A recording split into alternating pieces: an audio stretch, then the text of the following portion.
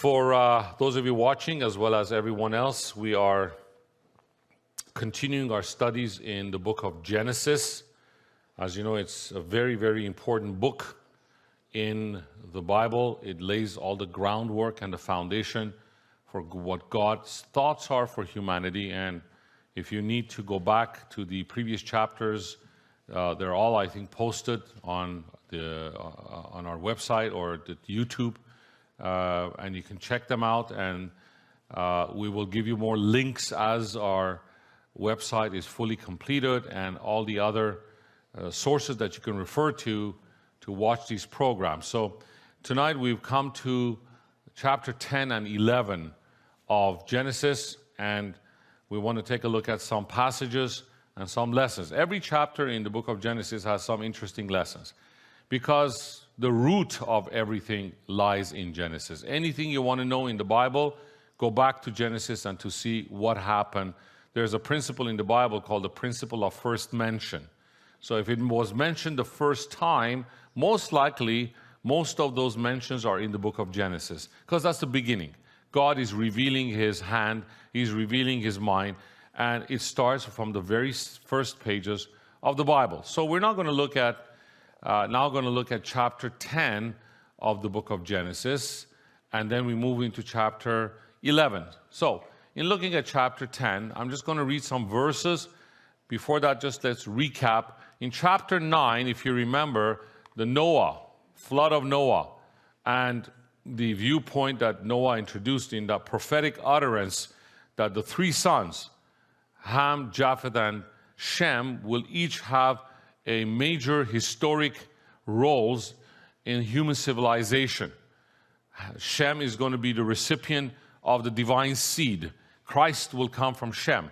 And that's why Noah said, "Blessed be Jehovah, God of Shem," or the Lord God of Shem. Obviously, he connected himself to Shem, and Shem was given the responsibility to bring that seed that was promised to Eve in Genesis chapter 3, verse 15. And when you read the genealogy of Jesus Christ, you would see he is a distant son of Shem. Japheth was the father of all nations that later on occupied parts of the Middle East and Europe, and they were given the powers to govern the world, starting from that time all the way to the coming of Christ and His kingdom. Of course, you know, and I shared with you, that Satan tried to interrupt this flow of governing of the world through the children of Japheth, and yet God is never going to lose in what He utters through His prophets. Noah was obviously doing a prophetic utterance, and finally we see that Japhetic kingdoms have occupied most of the historic powers of the world since the time of Persia all the way to today. Things are governed by Japhetic races. And of course we have Ham, and Ham himself was severely judged for that very ugly thing that he did by looking at his father in that moment of weakness with a critical look, with a mocking look, with a judgmental look. And not only he did that, but also he went out there and he told his brothers, he uncovered his father. And as I mentioned last time, God is very much against uncovering. God is very much against us pointing to someone's weaknesses. As Peter says, love covers a multitude of sins. And yet, no love would expose a multitude of sins. If someone exposes another person, trust me, they can say everything they want to say. I love this brother, I love this sister. I don't buy it, because they have done what Ham did. And of course, when Noah woke up and was very, very disappointed at his son, he brought Canaan under curse, because later on we would see in the history of Israel that Canaan was really the biggest problem that the Shem races faced. Abraham and his family, they were surrounded by all these Canaanite tribes. And of course, Satan was the big supporter of Canaan, and God was the big supporter of Shem, or the families of Shem. So the Bible actually in the Old Testament is the battle of two powers. You have God behind Shem, pushing Shem through history so that Shem would bring about the seed. And then, of course, Satan is behind the other races in that area so that they would continuously and constantly try to destroy the Shem family so that Christ would not come. That's as simple as it gets, basically. So the focus is now slowly going back in chapter 10 and 11 on the family of Shem. So when you read the Old Testament, you may ask yourself, well, why is God giving all these genealogies, all these names? Some of them are almost impossible to pronounce. Well, the reason is God is trying to show us where the seed is moving. Where is it going? Who is going to be the next one carrying it?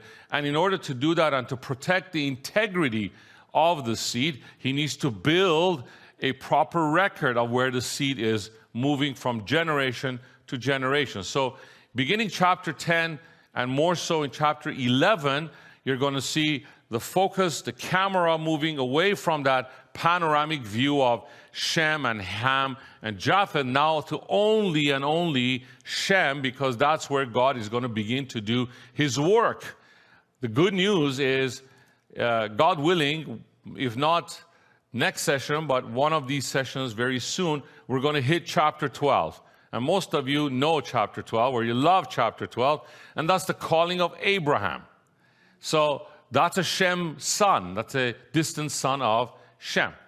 So now we continue by reading Genesis chapter 10, verse 1. It says, "Now these are the records of the generations of Shem, Ham, and Japheth, the sons of Noah, and the sons were born to them after the flood." So now we're going to look at all three sons to see who had who.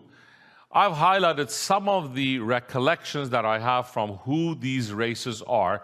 Can't remember all of them, and I did not really go out there and research in detail. I'm sure if you research, you'll find out each of these races, they are the father of one of the modern nations today. Well, let's take a look at some of them. The sons of Japheth were Gomer and Magog and Madai and Javan and Tubal and Meshech and Tiras, and the sons of Gomer were Ashkenaz and Riphath and Togarmah. The sons of Javan were Elishan and Tarshish and Kittim. And so you read all those names. Well, I highlighted some of them that I could remember. Trust me, every one of them you could probably trace as to which country they are today. For instance, Gomer has been associated with Germany, Germanic races. Madai is associated with the Medes, you know, the Persian races, Medes. Javan is associated with Greece, Grecian races, or Hellenistic. Ashkenaz is parts of Eastern Europe. And Togarmah has been associated with Armenia. And Tarshish has been associated with Spain. Because you remember, Jonah wanted to escape to Tarshish. That's Spain. That's kind of that region which is now Spain. So it shows to you that Japheth was the father of many of these races that started from the Persian region going all the way west to some of the European races. Now, obviously, if every one of those words you search, you will find that perhaps and most likely there is some relationship to a modern nation today. And I leave that to you as an assignment for you to go and research what the other names stand for. Just want to read the last part of the verse. From these, the coastlands of the nations were separated into their lands, every one according to their language, his language according to their families, into their nations. In the book of Acts, there is a verse that says, God created nations so that they may go and search him. So here we see Noah or Moses is writing in chapter 10 about nations, but someone once asked me, well, how come nations were not divided until chapter 11, but in 10 you already have all the nations divided? Because God in his foreknowledge first gave the divisions, but in reality the division of nations happened at the Tower of Babel. So we read the next verses.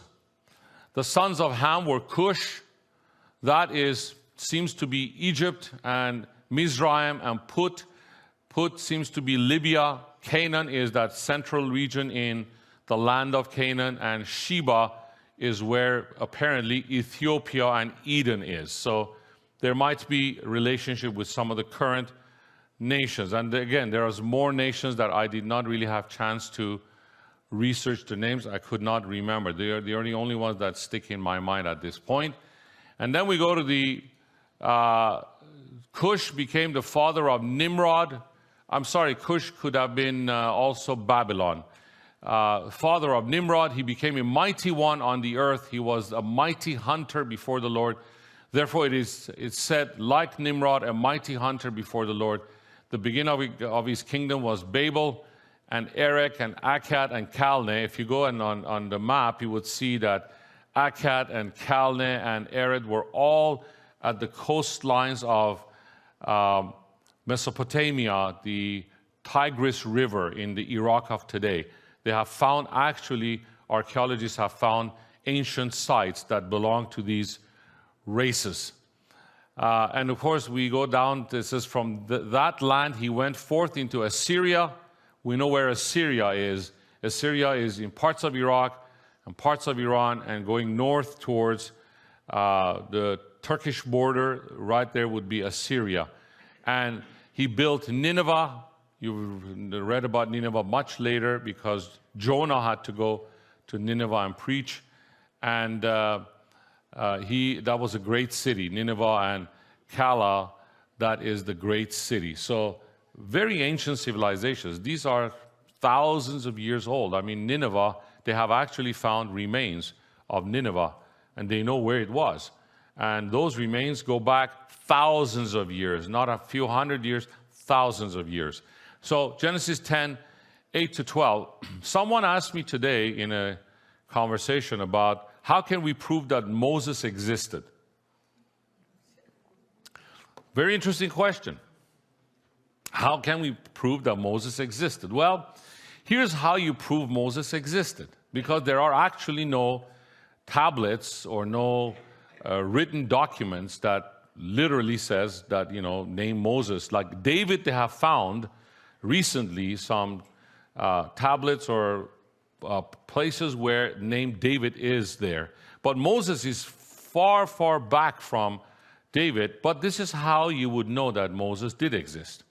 Because the cities and the towns that are named at the time of Moses, here's the argument. If you could prove that they existed, by indirect inference, you can prove that Moses existed. Because the writer, if he's using names of cities and towns that literally existed, and we've found them, it means that if they are true, then Moses must be also true. And these cities are ancient. That goes to prove that all of these things are true. They did exist, and because they existed, the people associated with these places did also exist. So we continue now. We see that Mizraim became the father of Ludim, and Anamim, and Lehabim, and Nephtuhim, and Patrusim, and Kalshuhim, from which came the Philistines.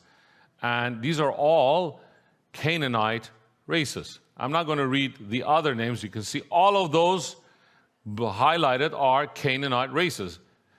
Sidon or Sidonites, you have Amorites, you have Jebusites, you have Girgashites, you have Gaza Strip, which is in the coast of Israel of today, Sodom and Gomorrah. These were all the races that occupied that time the land that today is known as Israel, and these were all children of Canaan.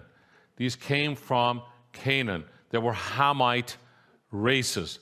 Again, if I ask you what was the main mission of the Hamite races, you should be able to answer it in one sentence. The Hamite races were there. They occupied the land for one reason: to make sure that the Shem does not continue to exist, to destroy the Shemites. That's it. You know, it's a story of, I don't know, in American history, there's two families that fought each other. I can't even remember the names, but the Clappers and, I don't know, another family. But these are brothers distant from the past. They are bloodthirsty enemies. Well, Satan is behind Hamites. All he wants is to destroy Shem.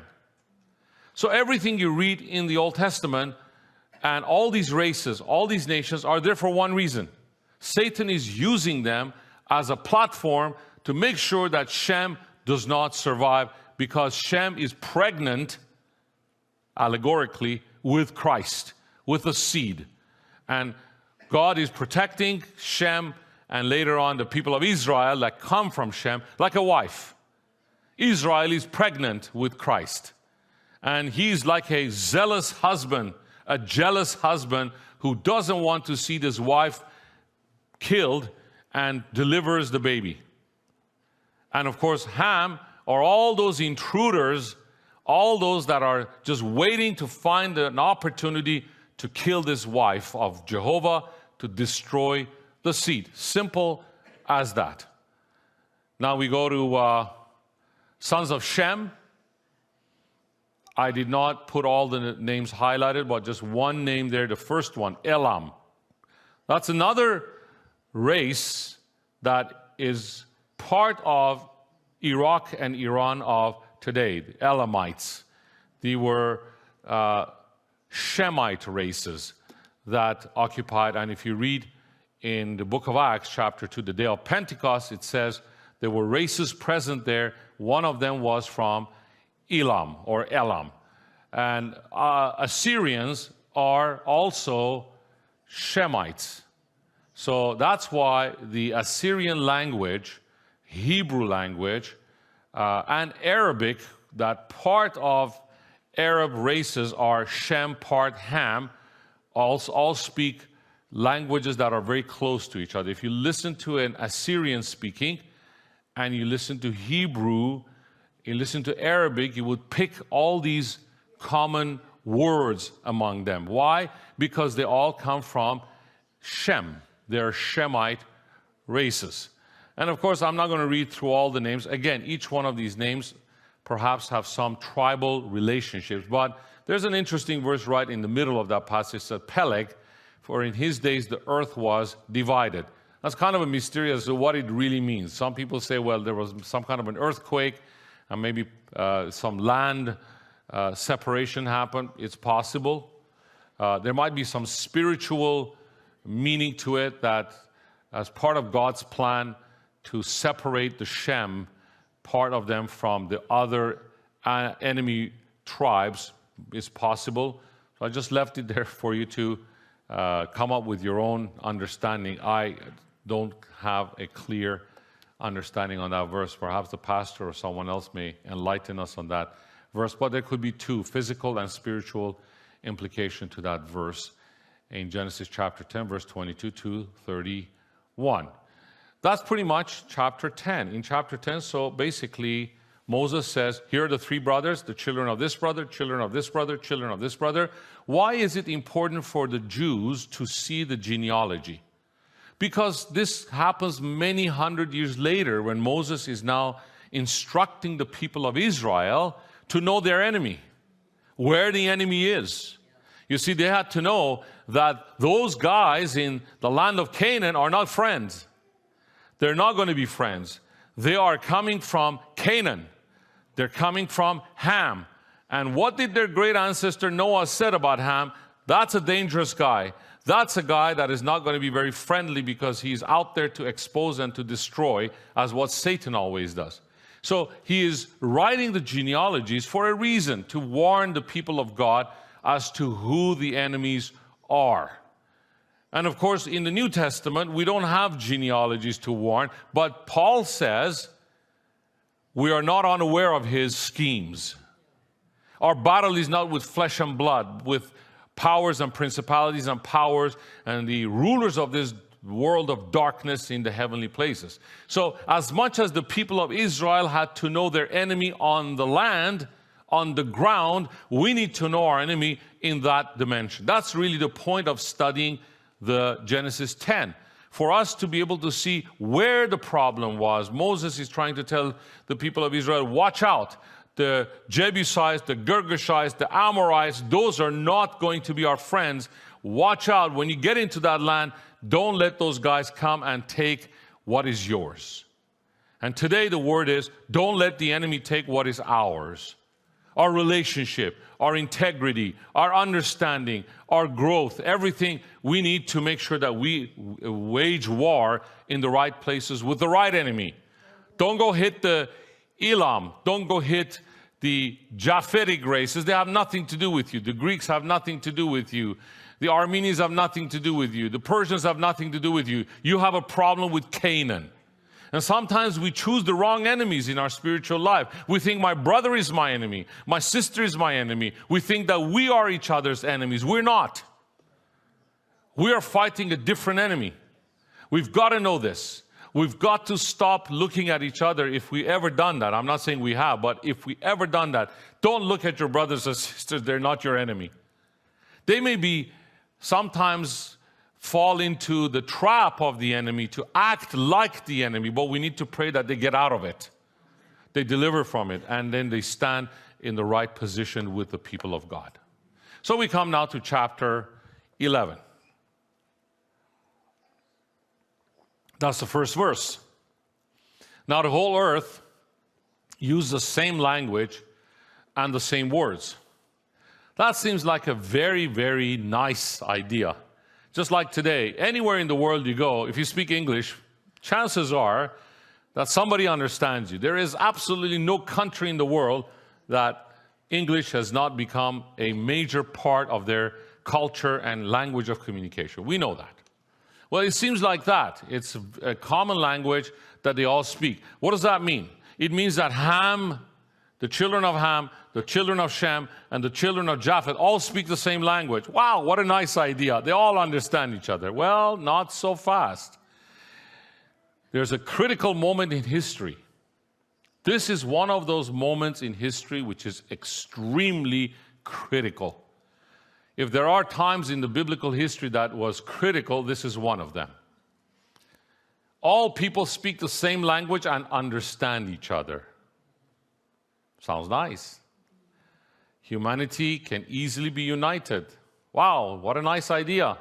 Today, the world is trying their best to bring unity under the economic, political, military, cultural, in all aspects. And we say, wow, what a nice thing. And you know, so much effort is going in unification of nations, continents, and a global unification. And it seems to be very good.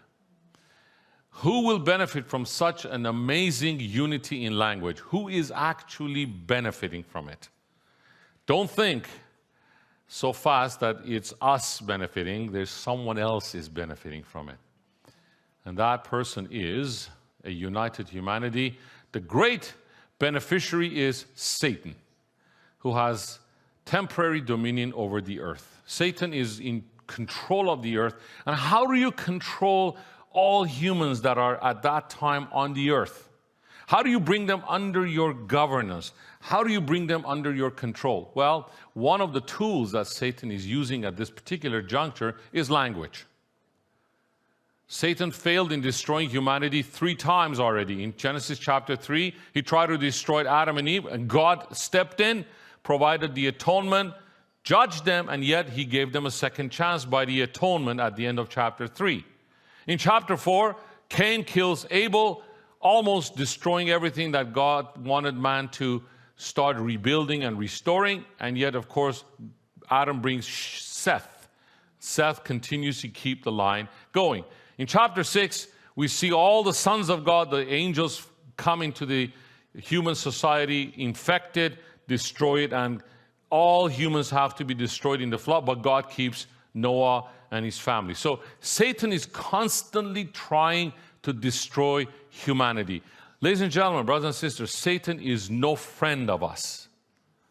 Satan is not our friend. All he wants to do is to destroy humanity. And that's what Jesus also said in the Gospel of John, that he is a murderer. And from the very beginning, he is a liar, and he comes only to steal and to destroy and to kill. From very first moment that God created man, said, let us create man in our image and according to our likeness, Satan said, I am not going to let that happen. I will destroy humanity, because he knew what God had in mind, that from the eternal ages, God wanted to have man as his choice vessel of unity and oneness and fellowship and expressing himself through humanity. So he constantly tries to destroy humanity. Here's another instance where Satan has found a way to destroy humanity. Here's one more time in chapter 11. A united humanity, totally focused and united in declaring independence from God. Humanity wants to say, we are independent. We can do it on our own. We don't need God. And we see what happens in chapter 11. Of course, Satan is after Shem. Satan is after Shem. He knows that God has given the promise to Shem through Noah. So Hamites and Japhethites were somewhat under Satan's control. And Satan was after Shem, after the seed. How do you get the seed destroyed? Well, through intermarriage and collaboration in building an independent human society, Satan would try to get Shem to join his brothers and unite against God. They speak the same language. They can be friends with each other. They can be very good with each other. They have no problem marrying each other. They speak the same language.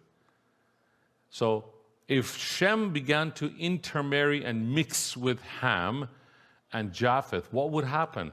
That seed that had to be protected and kept pure and to come through Shem would be destroyed. So here is verse 1 to 5. It came about as they journeyed east. Do you remember about east and west? Anytime they move east in spiritual terms, they're moving away from God. So they are going even further away from God.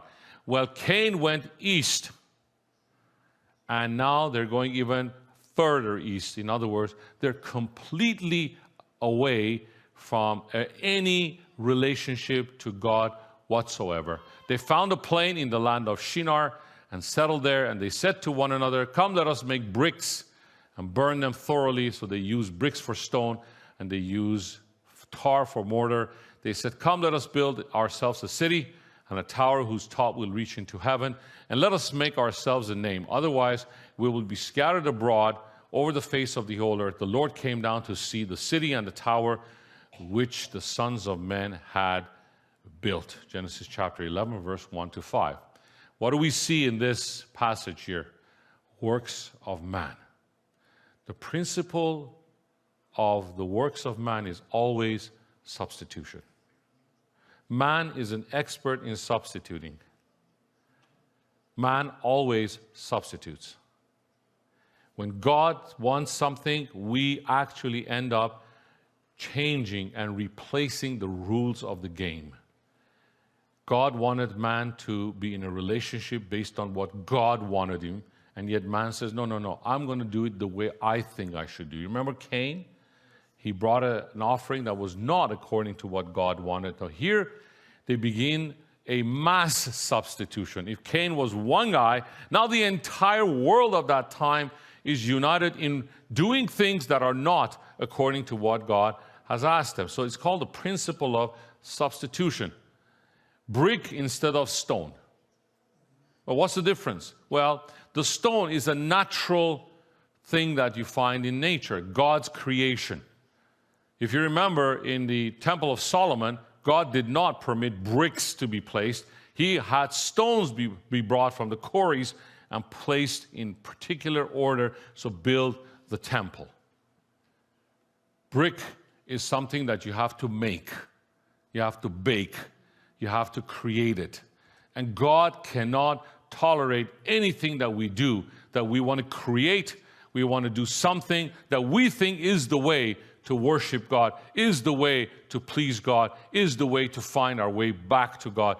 It's a rejected proposition. They also brought tar instead of mortar. Tar is a petrochemical product that you need to process that in order to create the necessary equipment or necessary material for putting between bricks. You know how the bricks cannot survive on their own. You got to connect them together and attach them together. And tar was used at the time, whereas this is mortar. Mortar is really made up of more natural, without processing the stuff. Man's deliberate and declaration of independence and disregard for God and his creation is evident. Parts of a city. Well, if you remember the verse, they said, let's use bricks instead of stones, tar instead of mortar, and let us do three things. Let's build a city, let's build a tower, and let's make a name for ourselves. So 3 times they say, let us. Okay? They want to say, here's the image, security, power. Well, the security is the city. When you build a city, you're trying to say, we're secure. We're behind walls, because cities of that time all had walls. So if we build ourselves a city, we put all the houses together, we put a wall around it, we're safe. We're secure. Not only that, we need to have a tower go up, and tower has 2 purposes. One, power. When you show tower, everybody's scared. You got a huge thing that's sticking out there, and you know that this is the power. And most of those old ancient cities had towers. In the towers, you kept your armament. In the towers, you kept food, but more so armament. And towers were symbol of power. And then, of course, let us make a name for ourselves, which means image, who we are. Today, ladies and gentlemen, you think it's any different? Actually, nowadays, it's become very fashionable for every city to build a tower. I don't know how many towers there are in the world, but literally every city you go, they're either building one or they have a tower. And that's a symbol of their ingenuity, the power of building something that goes up, I don't know, a few hundred meters, and they are bragging about their power of engineering. And of course, the cities themselves, the spectacular layout of the cities give people a sense of security, but also a sense of identity. How much we take pride of living in Toronto, or someone takes pride in living in New York or London. Every one of them have a brand, an image that has been built. The 3 things that man is after actually shows here in this proposition. Man is after security, man is after power, and man is after image. Because all 3 were lost when we were kicked out of Eden. Because God was our security, God was our power, and God was our image, and we lost it all. So now they're saying, okay, we got to start from scratch. We got to start building ourselves our own security, our own power, and our own image, and the result is Babylon.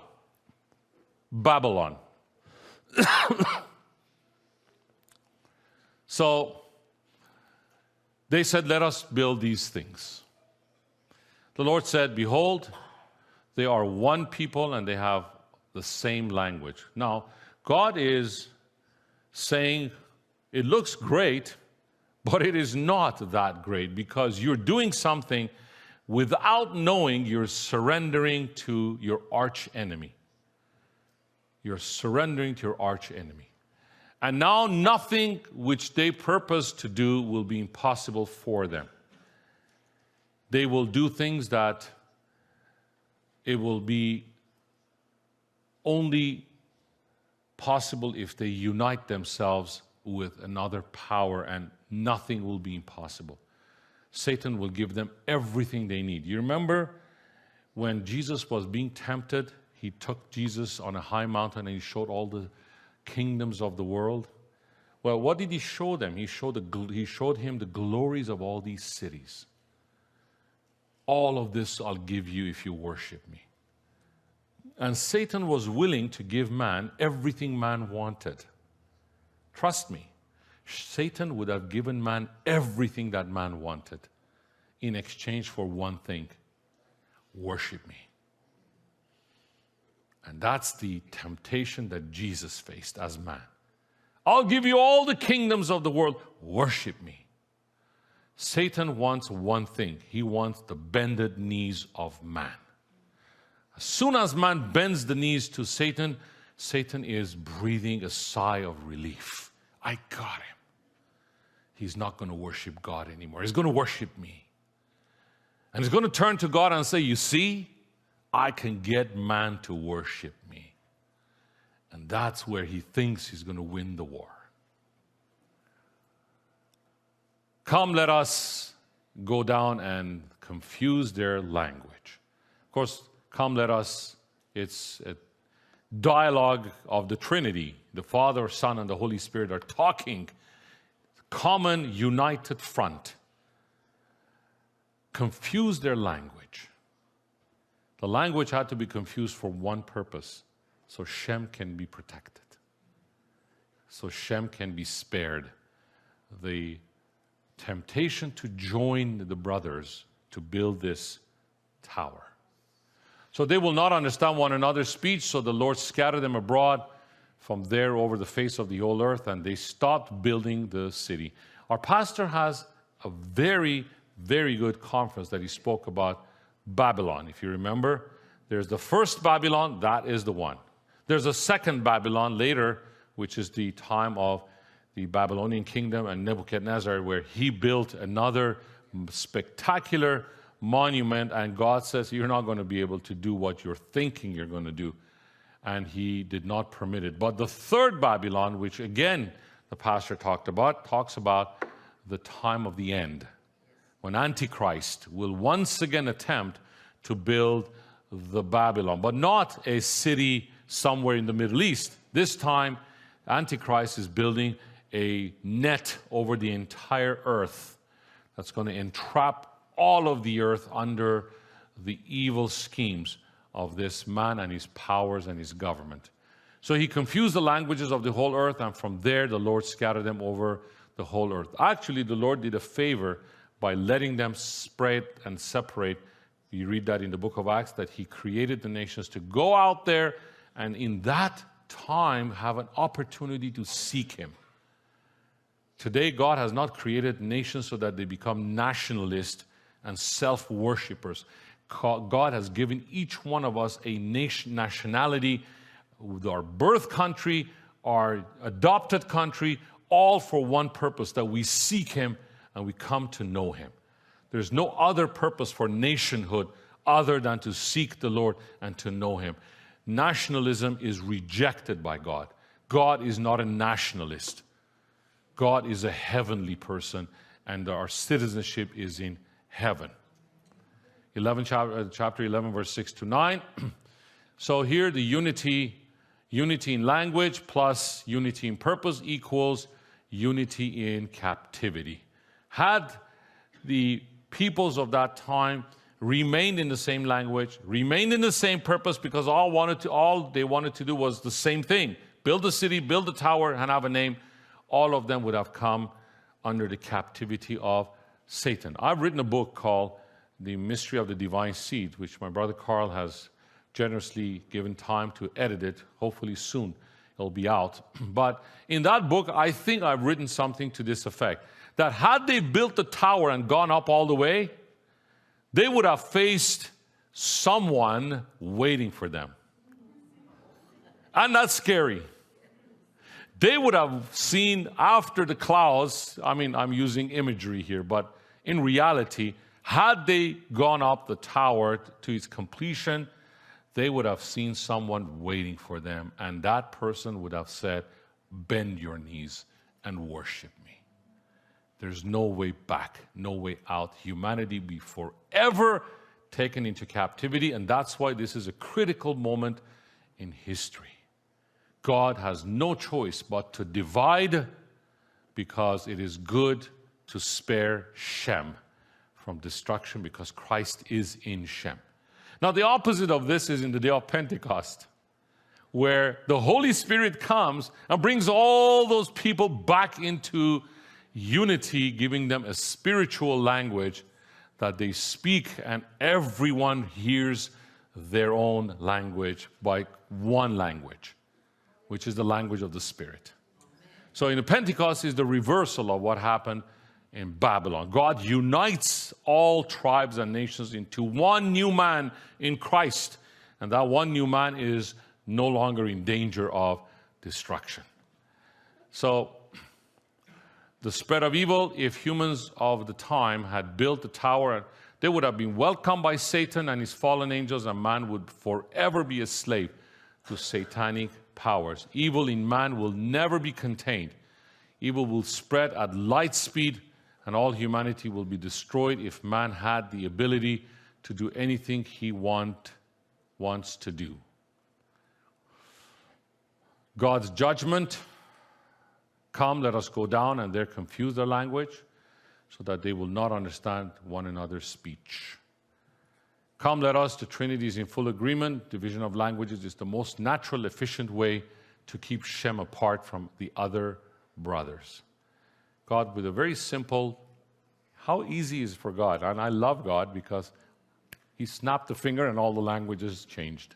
That's all he did. He didn't come and bring, I don't know, lightning and angels flying. All he did said, languages changed. Couldn't understand each other. That's easy. For God, nothing is difficult. All he did was to change languages. Now, finally, we conclude with this last slide or two, and that is the principle of Babel. You know, the word Babel in English language, we also use it. Are you babbling? Like you're saying nonsense, a lot of things that is just chaotic, unorganized. It comes from there. It's a principle of confusion, chaos, and independence, which shows itself in this situation. Man wanted independence, but why did he want independence? Because someone had told him, you got to go alone. Become independent. But was that the first time that man had been told to be independent? Or there was other times? Well, very much in the Garden of Eden when Satan talked to Adam and Eve, the first thing that he said, why do you need God? You can be God yourself. So independence was injected in the mind of man from the very beginning. A lust for independence, a lust for power, a lust for his own self-expression. That was the disease that man had caught, and Satan was constantly feeding it. He was giving man ensure. To ensure that man is always going to seek independence. And finally, he comes to this point where it's almost game over. And yet God says, not so fast. I'm not going to let this happen because Shem needs to bring the seed to the world. Independence, false unity, substitution of man instead of God, blind ambition, false security, power, and image, all of these were the result of the principle of Babel. So the Lord scattered them, and that's why the name of that place was known as Babel, because there the Lord confused the language of the whole earth, and from there the land, they scattered them abroad over the face of the earth. Salvation of man was in being scattered at that time. This was the first time Babel was attempted, and it was attempted twice more in the future, which I did talk about it. And finally, what is Babel today? The third Babel is being resurrected today, not physically, but through a social networking and telecommunication construct spanning over all the earth. The common language of the world is visible. Man-made substitution is replacing everything of nature. That's interesting. Everything that is in the nature, man has succeeded in creating a substitute for it. It's almost everything that you see has lost its original state, and there is some form of substitution, manipulation, alteration, modification, and it's not the original. From the fruit you eat, to the meat you eat, to the dairy you eat, to everything you do, There is a fake version of it. There is a manipulated, modified version of it. Man is constantly trying to create what was the original, natural, the artificial version of it. And that is really that principle so powerfully working in our society today. Man-made substitution is replacing everything of nature. Security, power, and image is demonstrated in economics, military, and culture. Everything is being demonstrated through having security of economics. We feel secure because we are strong economically. We have power because we have a strong military. And we have a name because our culture is very progressive and dominant. The chaos of Babel is helping Satan maintain control over mankind. And next session, we now begin to look at Mr. Abraham in chapter 12 of Genesis. God bless you, Pastor.